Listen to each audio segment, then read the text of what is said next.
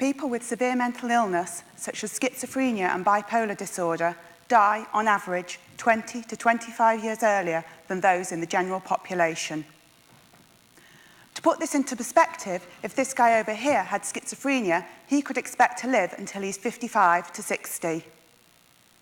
You might think that the majority of these deaths are due to the person's mental health problems or suicide, but actually they're due to preventable physical diseases, and the major cause of these diseases is smoking. Smoking cessation has been a public health success story in the general population, with the percentage of people who smoke steadily declining over the last 20 to 30 years. Yet the percentage of people who smoke with severe mental illness has remained approximately static over these years.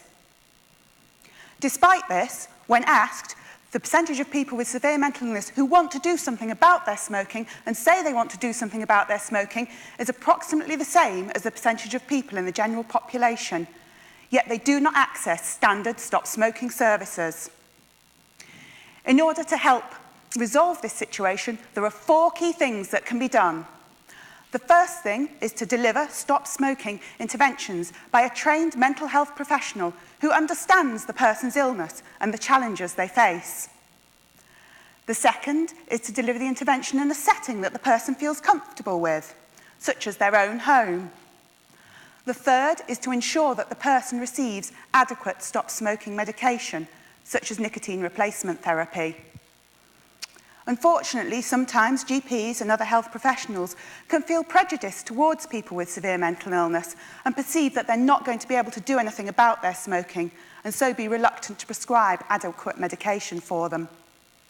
And the fourth thing is to deliver the intervention in a flexible manner with a flexible number of sessions.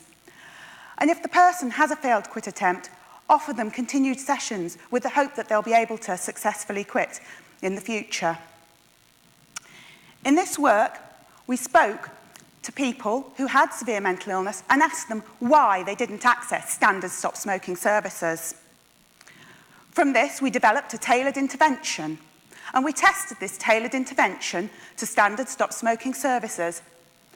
Just under 50 people received the tailored intervention, and you can see from this slide the kind of things that people said about the intervention and how people received it. If we are able to help people with severe mental illness to stop smoking, we will break the wall of smoking in mental health. And if we're able to help these people, we will lead to advantages and to this disadvantaged and vulnerable group. And this person here will expect to live until he's 80 instead of dying at 60. Thank you. Question from the jury.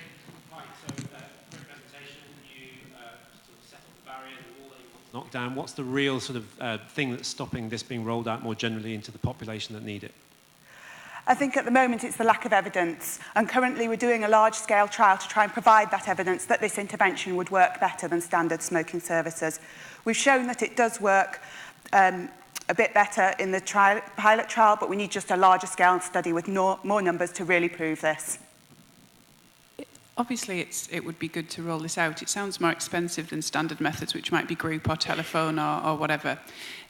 How do the economics of it stack up if somebody's living longer and accessing the mental health services for longer and the more expensive smoking cessation things against them having longer treatment for cancer? I mean, it's incredibly complex, and I'm not making any judgment on that. I'm just asking a question about the actual costs. Yeah, so currently 78,000 people die per year of smoking-related disease. That's a cost of $3 billion to the NHS. 43% of all cigarettes smoked are smoked by people with mental health problems, so you can see the magnitude of the problem. Obviously, this service would be more expensive, but when you think about the expense to the NHS currently, it could potentially save money. In the larger scale trial, we're doing a full health economics analysis to see how much money could be saved.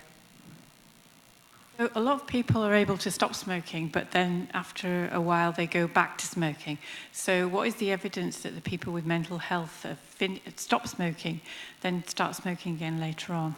Okay, so currently, standard stop smoking services usually have a 4-week quit. So they're assessing people after 4 weeks of making their quit attempt. And if they've continued to quit, then they'd say that they've quit. But often people go back to smoking In our study, we're having a 12-month quit, so that's quite a long time. And if people have quit for 12 months, then they're more likely to stay quit.